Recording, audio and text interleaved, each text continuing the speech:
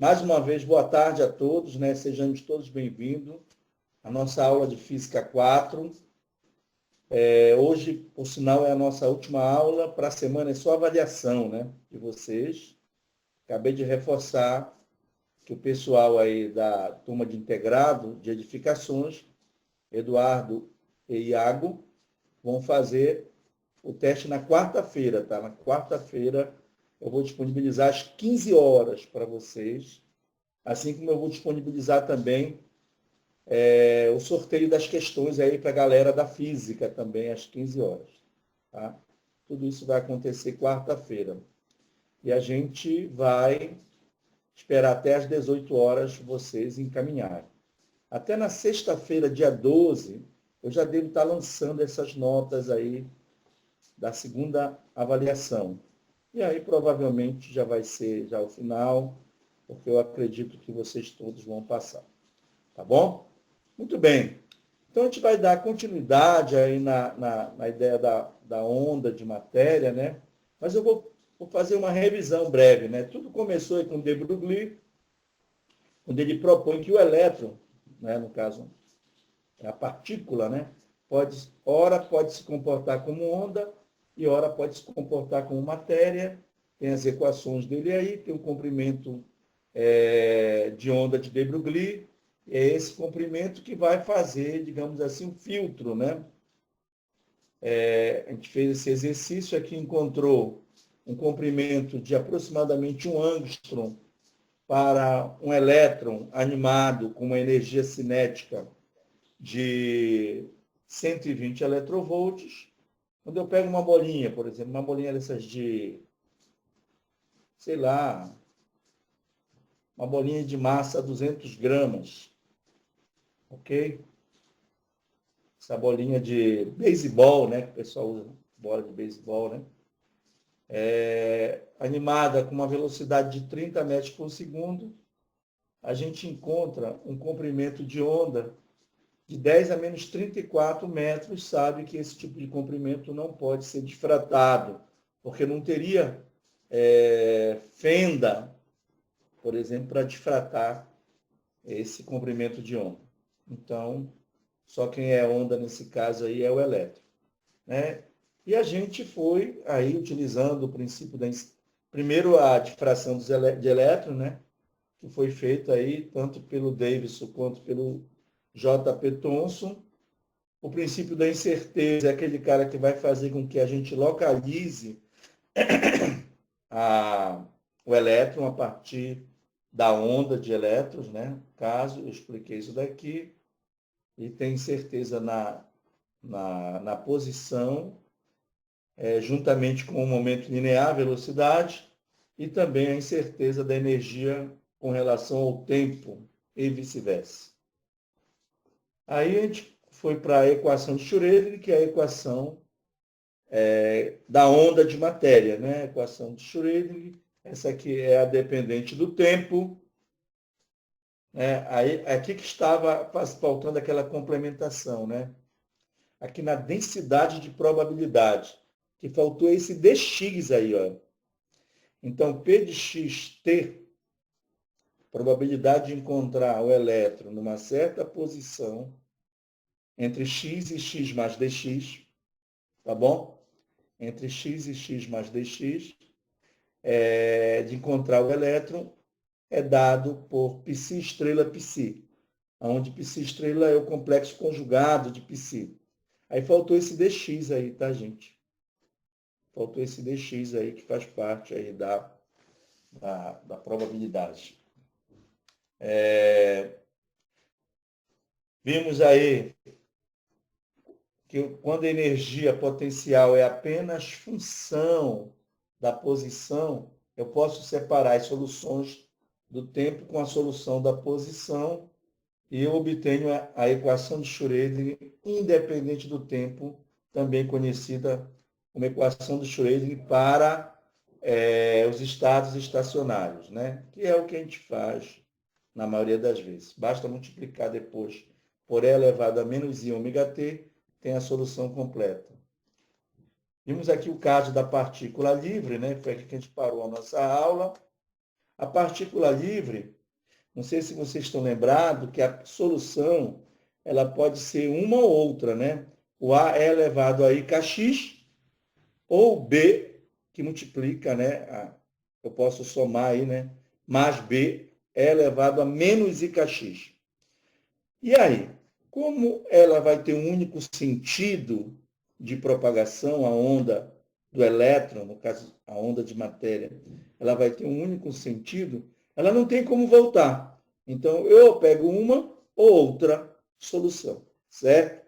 Deixar bem claro aqui, porque a gente vai já ver aqui no poço infinito, que eu não vou poder desprezar a outra, tá? Porque o elétron volta. A ideia agora é a gente prender o cara. Por que a gente prende? Para poder controlar. Essa aqui é a ideia, né, básica desse tipo de sistema.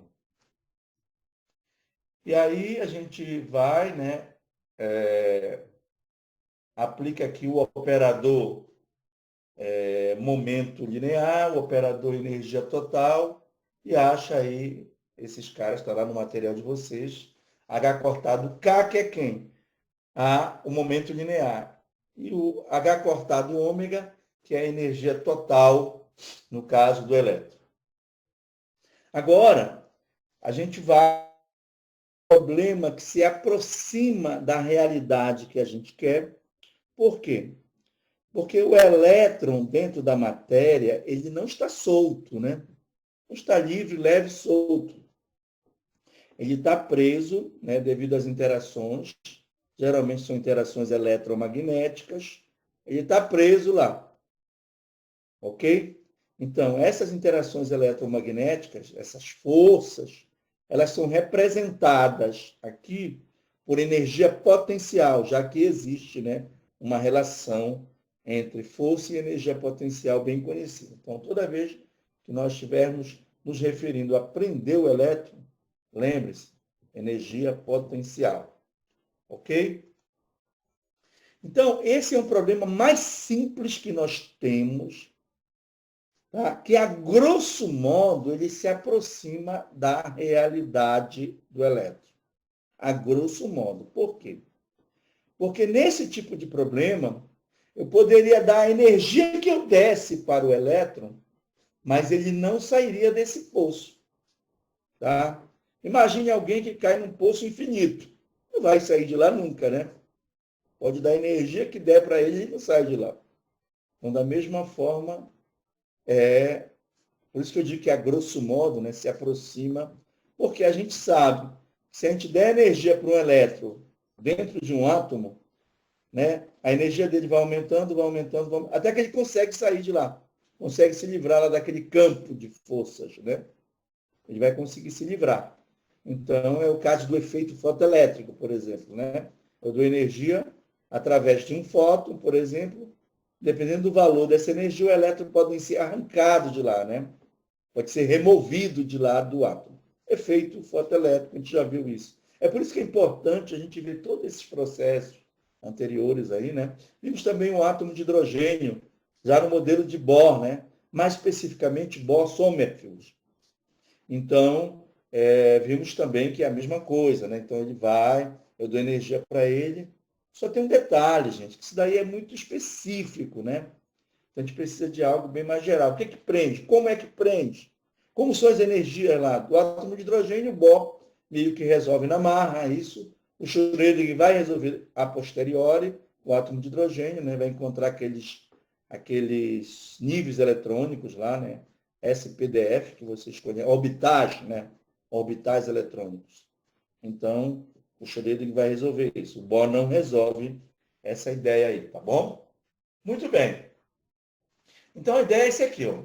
A energia potencial de um poço quadrado de potencial infinito, né? Largura A é unidimensional, tá? Só uma dimensão. E dentro do qual vamos considerar uma partícula, um elétron, de massa m com energia E. Como é que eu posso construir um poço dessa forma? Simples, é muito simples. É só eu estabelecer uma diferença de potencial que não vai deixar o elétron sair de lá. Ele vai ficar do lado para o outro, né? Corrente, né? A ideia da corrente. Ele vai ficar do lado para o outro, mas não sai. Por quê? porque existem potenciais infinitos, né, ou energia potencial infinita, estabelecendo paredes que não vão deixar o elétron transpor, paredes de potenciais. Ok? Então, nesse caso aqui do poço infinito, quadrado, unidimensional infinito, a profundidade do poço, né, é infinita. Ok? Muito bem. O elétron está livre, o igual a zero, ele está livre, porque ó, vocês estão vendo aí, deixa eu colocar aqui o laser, né? Aqui, olha, entre 0 e A, o potencial, ou a energia potencial é zero. Se a energia potencial é zero, o elétron vai ficar livre aí. Só que ele vai encontrar um paredão aí, né? O que ele vai fazer? Onda, quando encontra uma superfície refletora, ela volta. Ele vai ficar indo e vindo, indo e vindo. O que vai acontecer? A onda de ida interfere com a onda de volta, que vai formar aí, né, através da interferência, um fenômeno chamado de ondas estacionárias, né? Vão formar as ondas estacionárias, que é o que a gente vai encontrar. Por isso que a gente precisa também estudar ondas, né? Nesse sentido aí. Ok? Então, dando continuidade,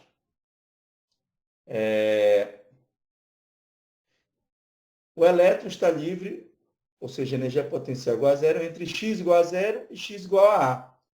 O x igual a A é a largura do poço, né? Uma constante aí. Fora desse intervalo, não é possível encontrar o elétron, pois a energia potencial é infinita. Então, qual é esse problema? Esse problema é determinar, a partir dessas situações e da condição de contorno, essa condição de contorno ela vai ser a saída em muitos problemas, tá? Encontrar tanto a função de onda como a energia para cada um dos estados. Porque o elétron, dependendo da energia dele, ele vai estar num estado. Se ele tiver uma energia maior, vai estar no outro, e assim por diante. Então, a gente vai entender esse procedimento também aí. Tá? Então, começa assim. Ó. Para x, né, entre 0 e A, nós vamos ter a energia, é a própria energia cinética. A gente viu isso ontem, né? Está livre, a energia dele é a própria energia cinética. Deixa eu abrir aqui que a chuva aqui já passou. Tá? Sim. Muito bem. E a energia potencial? Zero. Aí eu vou levar, como a gente fez isso ontem, terça-feira, desculpa, na aula passada,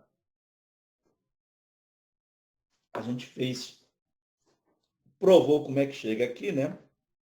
A equação de Schrödinger independente do tempo, eu vou ficar com essa equação. Já sabe que essa equação, papapá, é uma equação diferencial ordinária, linear, de coeficientes constantes, homogênea, tá bom? E assim por diante.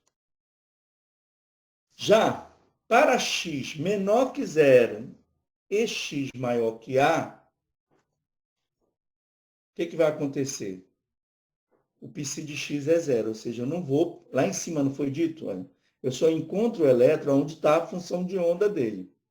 Eu posso calcular aí a probabilidade de encontrar o elétron usando a densidade de probabilidade, tá bom? Então, eu posso encontrar. Mas se a função de onda for zero, né, eu não consigo encontrar o elétron. Eu só queria abrir um parêntese aí, né? Existem algumas barreiras que elas não são tão, digamos assim, infinitas, não são tão largas. E pode acontecer situações da função de onda passar através dessa barreira. Olha só, isso é um fenômeno que só acontece no mundo quântico. Porque se você pegar uma bola e jogar uma bola contra a parede, e esta bola ultrapassar a parede, aquilo que eu sempre já falei para vocês, saiam correndo, porque não é física, isso já é assombração, tá bom?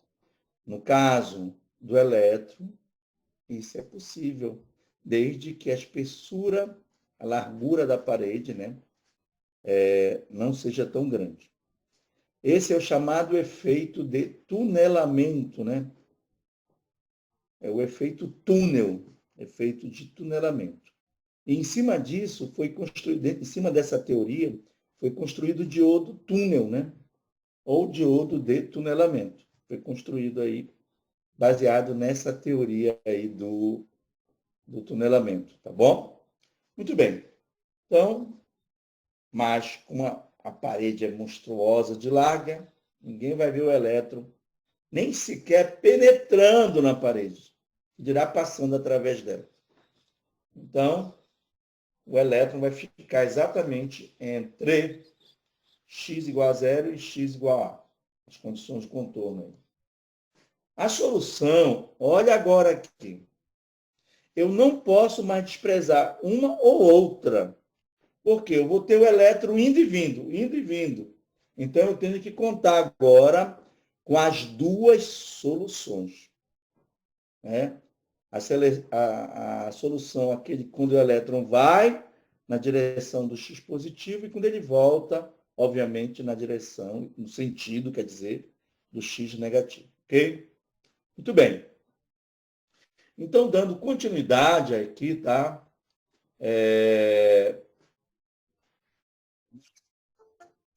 Permitir aqui o Fernando, tá bom? Deixa eu anotar aqui o nome dele, Fernando. Ok? Existe uma relação conhecida como relação ou equação de Euler, que a gente transforma a exponencial, tá, em seno ou cosseno. Eu não vou gastar aqui meu português com isso e vou colocar logo a ideia, tá bom? Sim. Então está aqui, o π de x é igual, aí eu já utilizando lá as relações de Euler, vai ficar desse jeito, olha, a mais b, que multiplica cosseno de kx, mais i, onde o i aí é o imaginário puro, né? Raiz quadrada de menos 1, b, a menos b, seno de kx. Então, fica desse jeito quando eu passo, quando eu converto aí para senos e cossenos, ok? Exponencial. Lembre-se, eu não desisti mais da solução lá negativa, né? São as duas em conjunto, porque vai e volta, porque o elétron agora, a partícula, está presa. Bom, está aí a função de onda, né, da posição desse elétron. Só que eu preciso entender algumas coisas dessa função aí. Está muito em aberto aí, né? Então, eu vou tentar dar uma melhorada nela, determinando que as constantes. As constantes determinadas utilizando a condição de contorno, e a última delas, se sobrar, a gente vai determinar utilizando a condição de normalização. Tá? Eu vou explicar, já falei disso, vou falar mais adiante. Ok? Muito bem. Então, eu vou aplicar as condições de contorno agora.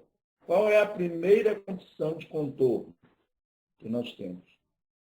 Né? E se de x igual a zero, ele é zero. Assim como a segunda, o psi de x igual a A também é zero. Eu vou aplicar a primeira condição aí. Tá? Muito bem. Então, quando a gente faz isso, olha só. Para o x igual a zero, vai dar o seno de zero. Todos nós sabemos que o seno de zero é zero. Então, essa parte aqui, ó, vai zerar toda. Ok? Porque seno, seja quanto for o k, x sendo zero vai dar zero. E aqui, ó, na primeira parte que tem o cosseno de k vezes zero vai dar 1. Tá bom? Mas não pode ser diferente de zero, porque nós já tivemos essa ideia de que a função de onda em x igual a zero, ela tem que zerar. Então, o que vai acontecer? Temos aí né? O cosseno de 0 é 1. Então, vai ficar A mais B vezes 1 igual a 0. E agora? Isso só é verdadeiro se o A for igual a menos B. Olha só. Se o A for igual a menos B com mais B vai dar 0. Aí eu vou zerar essa primeira parte aqui, ó. Que tem que ser zerada, porque o cosseno de 0 é 1, não é 0. Ok? E quando eu jogo essa condição agora, naquele lá, do lado do seno, o que vai acontecer? No lugar do menos B vai ficar o A. A com mais A, 2A. Então, a gente fica agora, olha como deu aquela enxugada básica aí, na função de onda, ficou 2 que multiplica A vezes o I, que é o imaginário puro, seno de Cauchy. Então, já deu uma aliviada. Tá bom? Mas existe uma outra situação aí. Quanto vale o K nessas condições, já que a partícula está presa, né, entre uma parede e outra? Então, nós temos que aplicar a segunda condição de contorno, que diz que o π de A, ou seja, do outro lado lá, também é 0. Tá? Que foi aquilo que nós escrevemos lá em cima, né? Ou seja, eu não vou conseguir ver o elétron atravessando a parede, nesse caso, né? Então, π de A é igual a 0, uma condição de extremo. Também conhecida como além de condição de contorno, ela tem um outro nome que agora eu esqueci. Tá? Mas eu vou lembrar. Já lembrei. Condição de fronteira. Condição de fronteira é a condição de contorno também. Fica lá na fronteira, né? Então, quando a gente faz isso, preste atenção. Quando a gente substitui o A, bem aqui agora, né? O A vai dar bem aqui, ó. Então, vai ficar no lugar do X o A.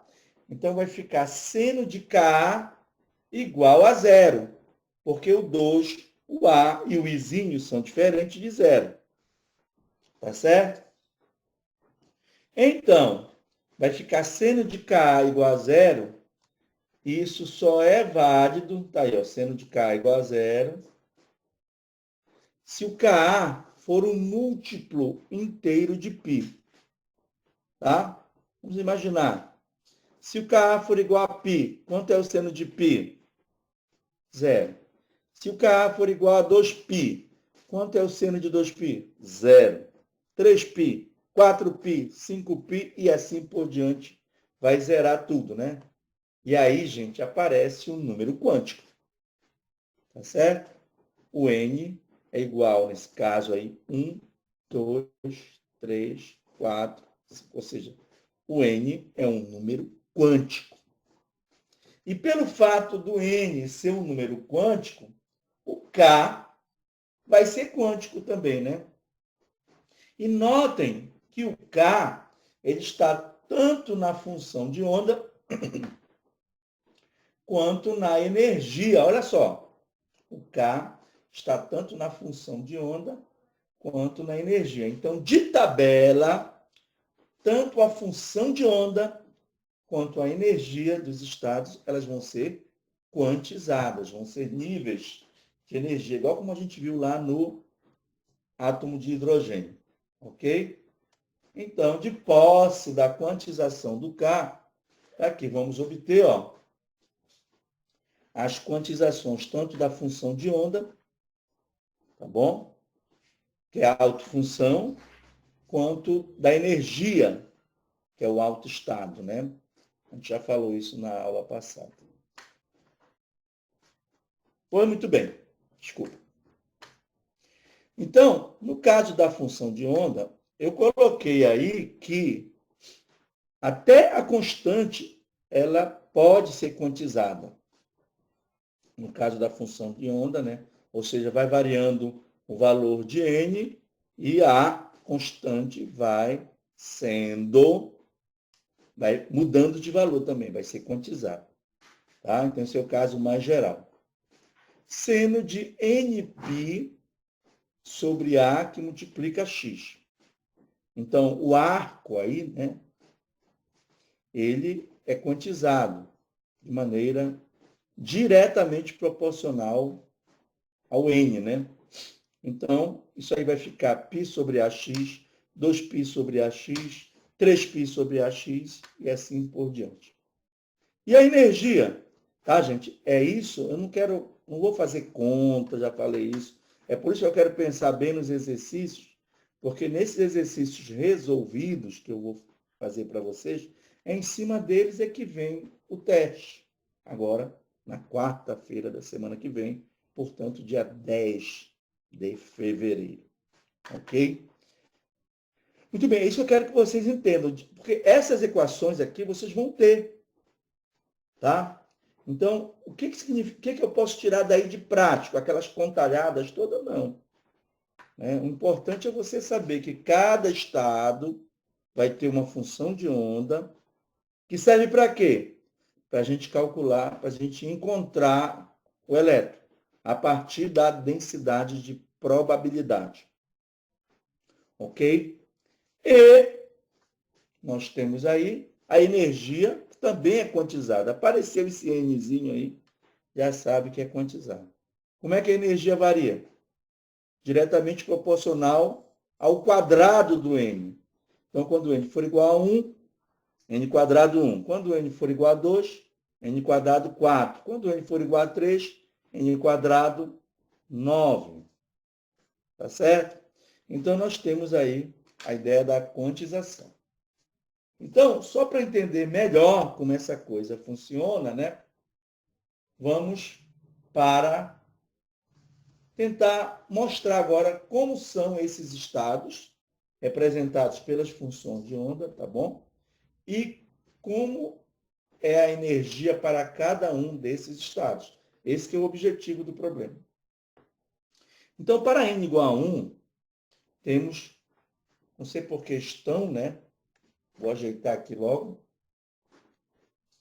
Deixa só...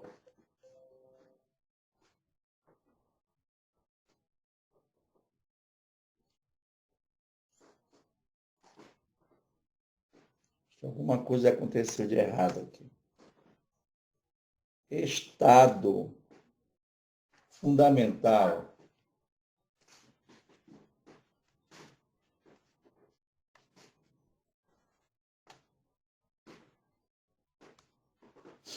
Ok? Vamos lá. De novo. Estado fundamental n igual a 1. Então, como é que vai ficar o psi1 de x? Ora, onde era n, fica a1.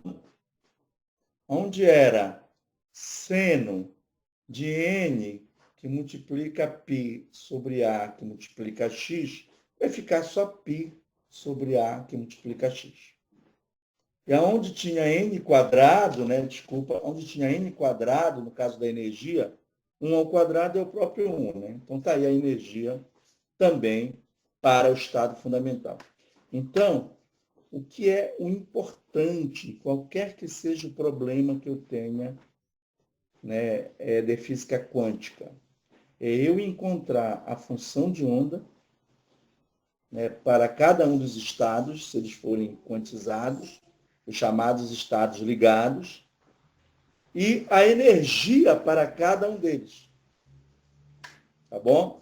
Então, a gente já encontrou aí para o estado fundamental.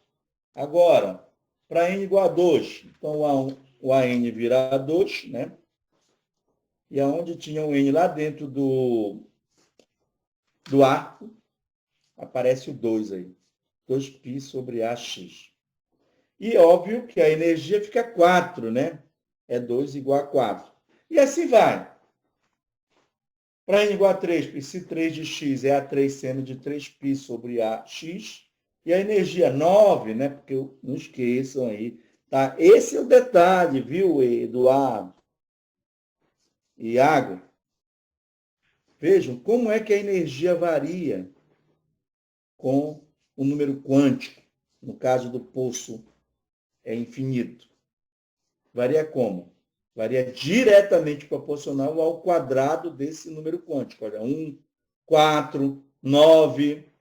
De quanto vai ser a outra? Fala para mim aí. De quanto vai ser a outra energia?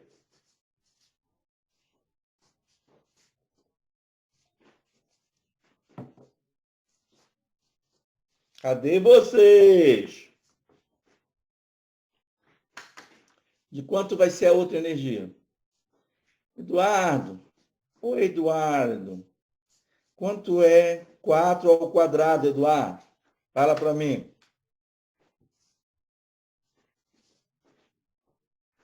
4 ao quadrado vale. Isso, agora sim. 16. Depois a outra, 25. Depois a outra, 36.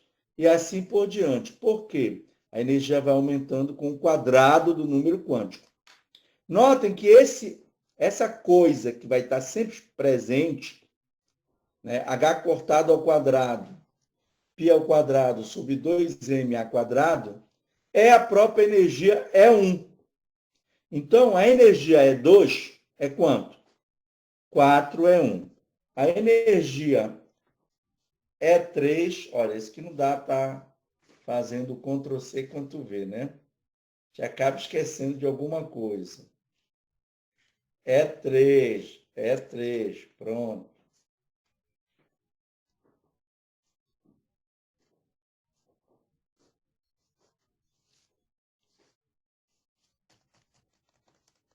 Bem aqui que estava E3, estava E2 aí.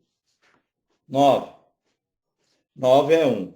O E4, quanto é que vai ser o E4? 16 é 1. O E5, 25 é 1. E assim por diante. Tá? Então, existe uma relação prática a respeito disso aí. Tá? Antes de eu apresentar essa relação prática, eu estou apresentando aí as funções. Então, vamos lá. Hein? Olha, reparem que nos extremos, elas sempre, isso aqui são ondas estacionárias, tá, gente?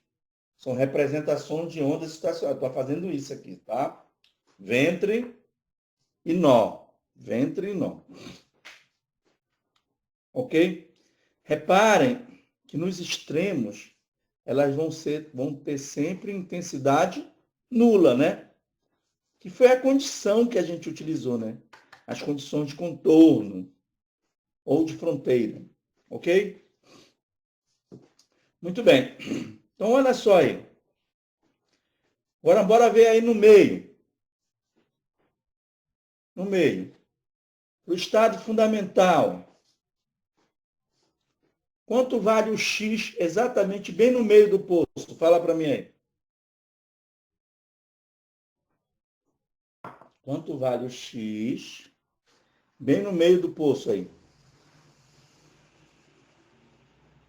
Estou esperando, gente. Para vocês verem que isso daí não é um bicho de sete cabeças. A matemática, tudo bem. Ela é um pouco mais trabalhosa, tudo mais. Mas a própria física, ela não é tão difícil de entender. Muito bem. O x bem no meio é A sobre 2, certo? Então, vamos aproveitar a ideia do Lucas Vieri aí, né? Vem para cá. Ó.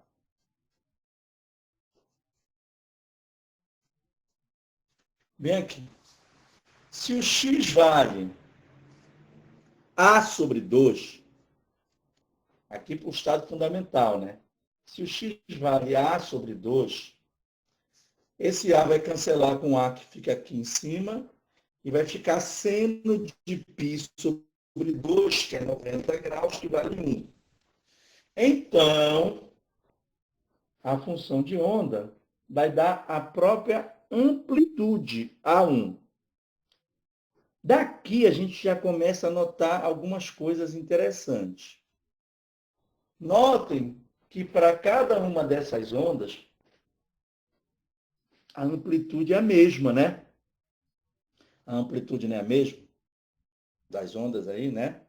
Então, já sei que o A1, de alguma forma, vai ser igual ao A2, que vai ser igual ao A3. Bom, bora fazer agora o A sobre 2 para o primeiro estado excitado, né? Ou para N igual a 2. Bem aqui vai ficar A sobre 2.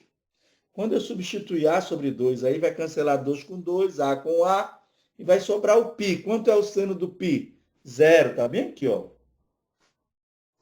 Olha que coisa boa, né? Bem aí, o seno do π é 0. Estamos falando do estado para N igual a 2, que eu chamo de primeiro estado excitado. Ok? Beleza? Agora, bora fazer para esse cara aqui, ó. De quanto vai ser a função de onda aí nesse ponto aí? Eu marquei para o n igual a 3. Fica fácil entender que vai ser menos A3. Certo ou não? Menos A3. Vamos ver se é verdade. Substituindo aqui, ó, o A, o X, desculpa, né? Por A sobre 2, o A vai cancelar e o arco vai ficar 3π sobre 2. 3π sobre 2 é o ângulo de 270 graus. 270 graus. Certo? Quanto é o seno de 270? Menos 1. Então, vai dar menos A3. Tá bom? Então, para você ver que está tudo de acordo, a matemática aí, né? Está tudo de acordo com esses resultados. Tá? Agora, algumas observações, aquilo que nós havíamos dito ainda agora. Ok? O EN vai ser n quadrado E1. Eu posso fazer até o E1. Quem é o E1? O E1 é o próprio E1, não tem graça, né? É por isso que eu coloquei as energias dos estados excitados. São dadas por. Para um n igual a 2, vai ser o E2. 4 é 1. Para um n igual a 3, 9 é 1. Para um n igual a 4, 16 é 1. E assim sucessivamente. Por que é importante você saber isso, né? Porque eu posso utilizar um sistema desse que eu considero simples para trabalhar a transição, né? Digamos que eu tenho um átomo que o potencial elétrico se comporta como se fosse um poço infinito. Aí eu já vou lá para o poço infinito. Se esse átomo absorver um fóton, ele saiu do n igual a 2 para o n igual a 4, qual o comprimento de onda do fóton? Aí você vai ter que saber. Tá? Aí, é claro, para evitar assim, muito trabalho, a gente já coloca quem é o E1. Aí pronto. Beleza? 9 é 1. Foi para onde ele? Meu exemplo aí. Ele estava no n igual a 2, foi para o n igual a 4. Então, vai ficar 16 é 1 menos 4 é 1, que vai dar 12 é 1. Então, 12 é 1 é a energia, desculpa, do fóton absorvido. Então, isso a gente dá para fazer, porque a gente já fez isso lá com o átomo de hidrogênio. Dá para fazer essa continha, eu vou colocar aí nos exemplos, nos exercícios resolvidos para vocês.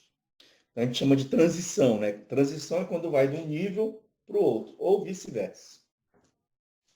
Ok? Então, para ficar mais tranquilo ainda, olha só. A diferença de energia entre dois níveis consecutivos, vizinhos. Esse N que vai entrar aí é sempre o N do primeiro, tá? Vamos ver aí, ó. A diferença de energia entre o nível para n igual a 2 e o nível para n igual a 1. Bora ver. Então, é sempre do primeiro. No caso, n igual a 1. Então, n vale, né? Eu acho que tem algum erro aqui. Ok, pera lá. Porque o n vale 1, né? Deixa eu ajeitar aqui. Eu já sei onde é que está esse erro aqui, né? Está bem aqui, ó. Mais. Agora tá. Em vez de ser menos, é mais. Vamos lá. Então, a diferença de energia entre o E1 e o E2, eu posso usar essa equação aí. Sempre usando de onde ele partiu, né? Ele partiu de quem? Do E1. Então, N é igual a 1. 2 vezes 1 dá 1, dá 2, desculpa, com mais 1, 3. Então, pode ver aqui a diferença, olha. Cadê o laser? É só fazer aqui, ó. 4 é 1, menos é 1. Dá quanto? 3 é 1. Beleza? Então, tá aqui, exatamente, aí, né, nesse caso, nós temos a diferença de energia. Vamos ver aqui, ó. A diferença de energia entre o E2 e o E3. Dá 5 aí, não dá isso? 5. Bora ver se dá certinho aqui. Eu tenho que usar sempre o primeiro. 2. 2 vezes 2 dá 4. Com mais 1, 5. Tá? E com essa formuleta aqui, eu não preciso escrever os outros níveis. Certo? Se eu quiser saber, por exemplo, olha só, entre o 10º e o 11º, quanto vai ser a diferença de energia entre o 10º e o 11º? Né? Vai ficar 20, 10 vezes 2 dá 20, 20 com mais 1 dá 21, é 1. Ou seja, eu não preciso calcular nível por nível para poder chegar lá. Essa equaçãozinha aqui, essa formuleta, já me dá direto o resultado. Tá bom? Então, é importante saber disso por conta das transições, tá, gente? O que a gente percebe aqui? Que essa diferença entre os níveis, ela é crescente, né? Essa equação aqui diz tudo. Ela é crescente, ela vai crescendo, né? A primeira diferença é 3 é 1, a segunda 5 é 1, tá? 3, 5, qual vai ser a outra? Fala para mim. Entre o 3 e o 4. Olha só. A primeira diferença de energia entre o 2 e o 1 dá 3 é 1. A segunda dá 5 é 1. É óbvio que a terceira vai dar 7, né? Que é do 3 para o 4. Pode ver. N igual a 3. Aqui vai dar 6 com mais 1, 7. Ok, galera? Então, é importante a gente entender essa formuleta. Isso aqui não é complicado, isso aqui é simples. Né? Calcular a função de onda é complicado, porque envolve matemática, tá certo? Mas aqui dá para tirar de letra isso daqui, tá bom? Aí eu vou colocar, achei melhor os exercícios desse capítulo aí, dessa parte de onda de matéria, eu fazer depois que eu tivesse dado a aula. Porque aí eu já vou batendo em cima daquilo que eu dei de aula e vocês vão poder ter isso como base para estudar para o teste de quarta-feira da semana que vem. Ok? Muito bem. E a constante? Bom, a constante pode ser determinada pela condição de normalização. Tá?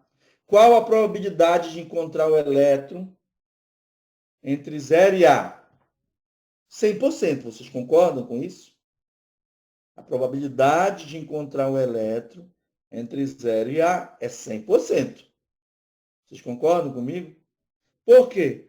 Porque eu sei que ele não vai estar nem com x menor que 0, nem com x maior que A. Então, ele vai estar ali preso entre 0 e A. 100%. 100% equivale a 1. Isso aqui, essa integral, nada mais é do que a probabilidade. Tá bom? De 0 a A, vai dar 100%, porque o elétron tem que estar entre 0 e A. De posse dessa condição de normalização, né, o complexo conjugado da função vai ser ela mesma, né, porque não tem aí o i, né, porque o complexo conjugado é trocar o i por menos i, não é isso? Então, não tem, vai ser ela mesma. Então, ela ao quadrado. Quando eu fizer ela ao quadrado, vai aparecer um seno ao quadrado. E a integral do seno ao quadrado de θ de θ, digamos assim, né, é conhecida. Tá bom? Isso, sem mais delongas, que isso não vai interessar para a gente encontra o AN, tá? Preste atenção agora aqui. Quem é o AN? O AN é raiz quadrada de 2 sobre A. Ninguém está vendo N aqui, ó. Ninguém está vendo N. Qual é a conclusão que a gente chega? É que essa constante não é quantizada. Então, o A1 é igual a 2, que é igual a o A3, que é igual ao A4, reticências, que é igual ao AN. Ou seja, tem sempre o mesmo valor. Nós já tínhamos visto isso a partir dessa amplitude aqui mostrada na figura, onde aparecem as funções de onda e aparecem também as energias. Ok? Então, a gente foi com bem detalhe aqui nesse poço, porque é uma matemáticazinha que dá para a gente trabalhar. Muito bem.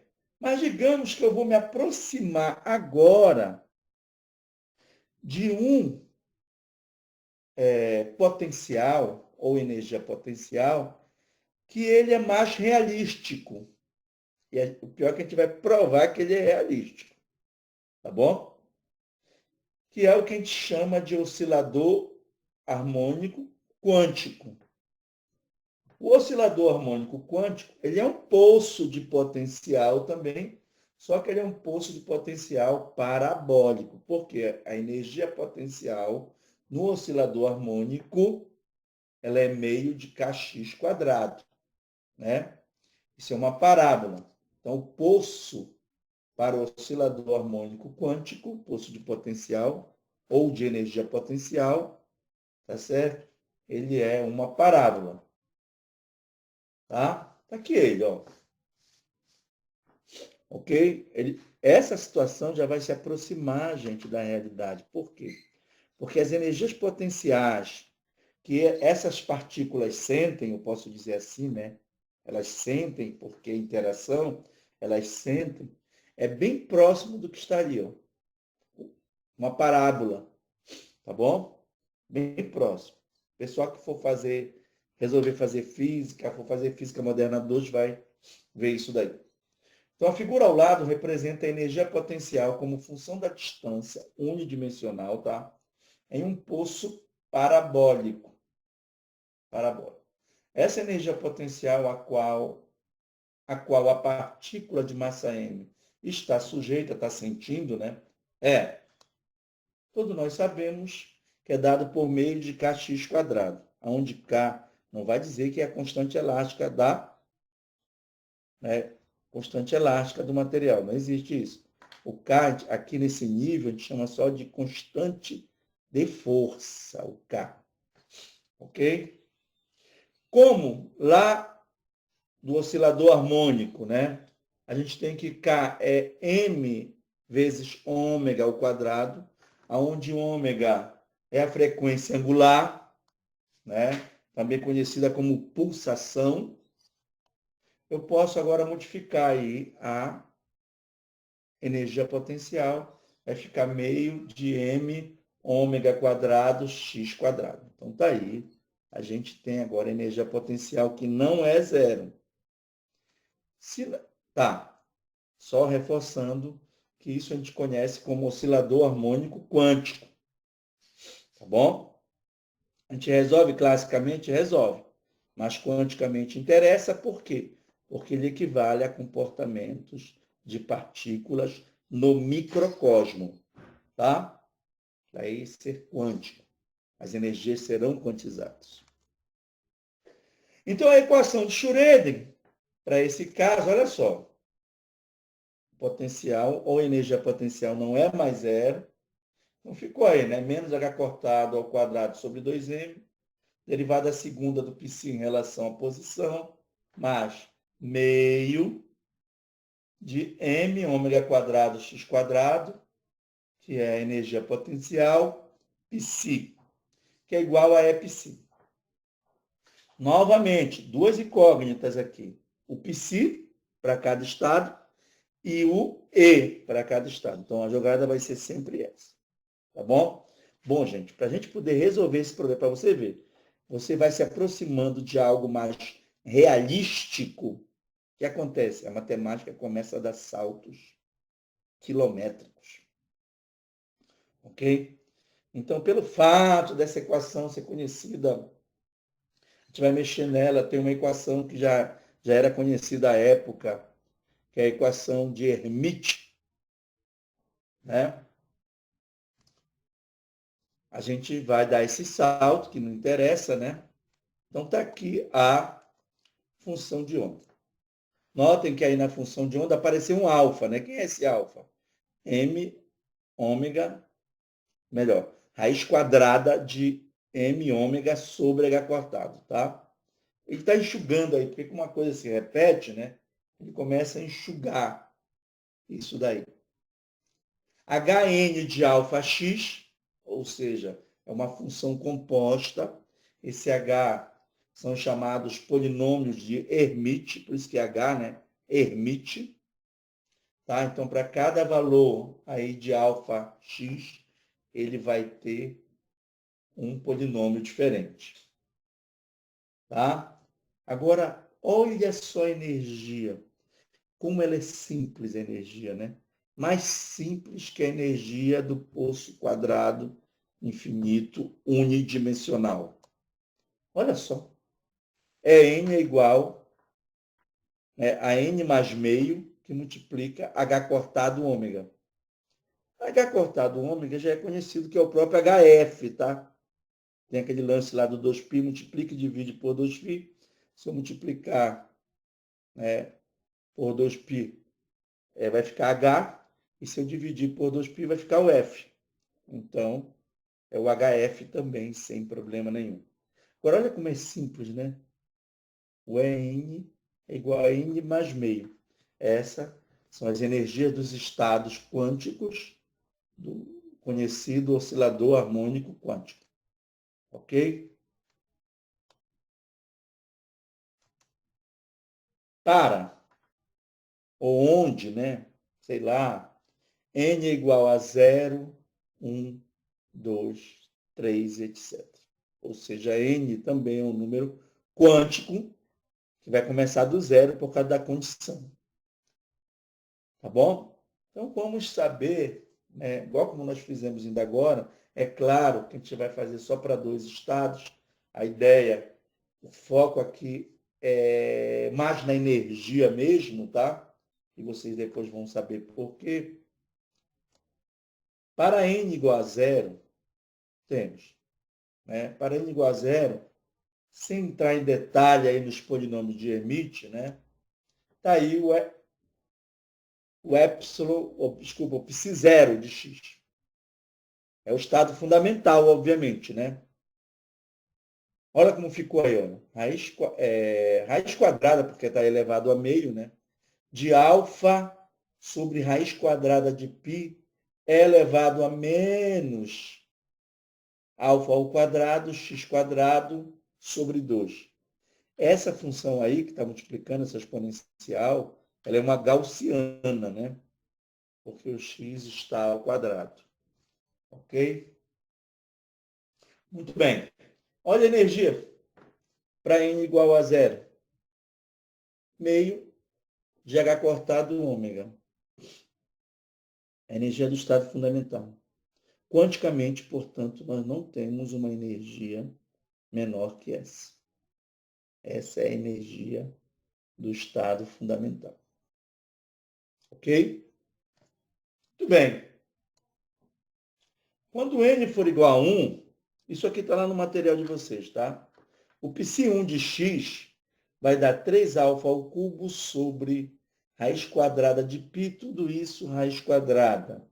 X é elevado a menos alfa x quadrado sobre 2. Está se repetindo esse fator aí, né? E a energia?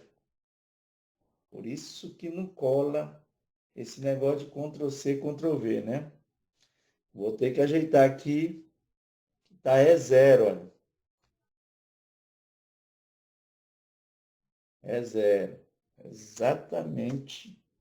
Mudar para E1, né?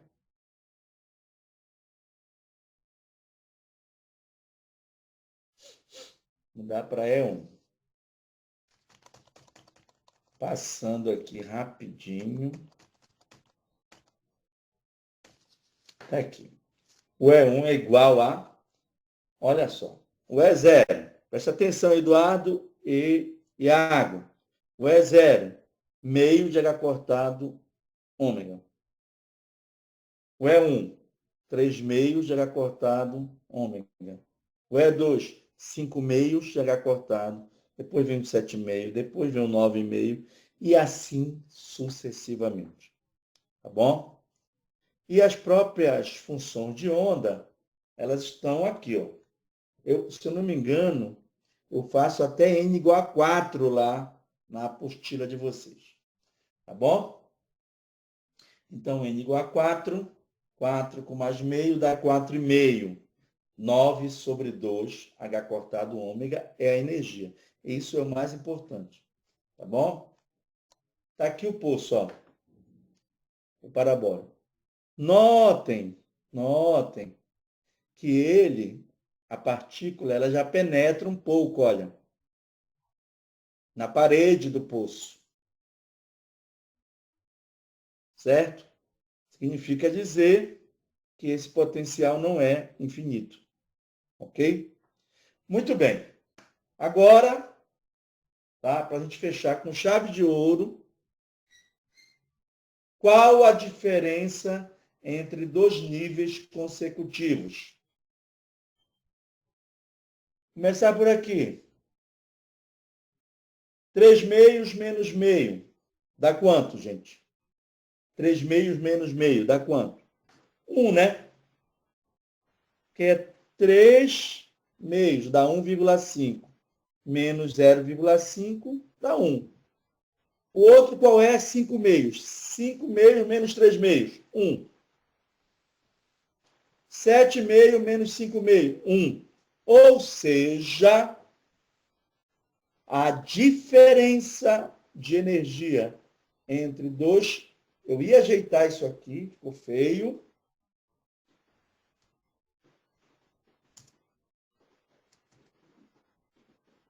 Agora, ficou bonitinho. A diferença de energia... Esse foi o sucesso do oscilador harmônico. A diferença de energia entre dois níveis consecutivos nada mais é do que HF. Ou H cortado ômega. Tá? Essa foi a ideia construída lá pelo Planck na cavidade aquecida, ou conhecida também como corpo negro. Segundo ele, né, a cavidade aquecida fazia com que os elétrons, né, ficassem excitados e depois decai. Quando decai, emite fóton, emite pacotes, cujo valor é HF. Foi essa a ideia que o nosso amigo Planck, Max Planck, fez lá em 1900. Então, daí a importância do oscilador harmônico quântico, que a gente chega no resultado que o Planck pensou lá em 1900. Então, daí essa é a importância, tá, gente? Ok, galera? Muito bem. Com isso, a gente termina, né? Eu bati em algumas coisas. Durante eu estar conversando com vocês aqui, eu fiquei pensando naquilo que a gente mudou lá, né? E isso, né, nem tanto para o Eduardo com o Iago, tá bom? Mas para os meninos que vão ser professores de física, né? Geralmente o professor ele está aqui dando aula e pensando já em alguma outra coisa, né? Então o ritmo do professor ele é mais alucinante. Bem aqui, gente, olha. Eu voltei para cá. Na verdade, faltou o dx desse lado aqui também. Do lado do P de x. Tá? Eu fiquei aqui, ó, bem aqui, ó, nessa densidade de probabilidade. Porque quando eu integro para calcular ali aquela constante, raiz quadrada de 2 sobre A, lá no poço, né? Eu multiplico a função de onda por ela mesma e integro em x. Então, a densidade de probabilidade é só o psi estrela psi. Mas se eu quiser escrever ela completa, né, a probabilidade de encontrar o elétron entre x e x mais dx é o p de xt dx. Tá bom? Era isso aí. Então,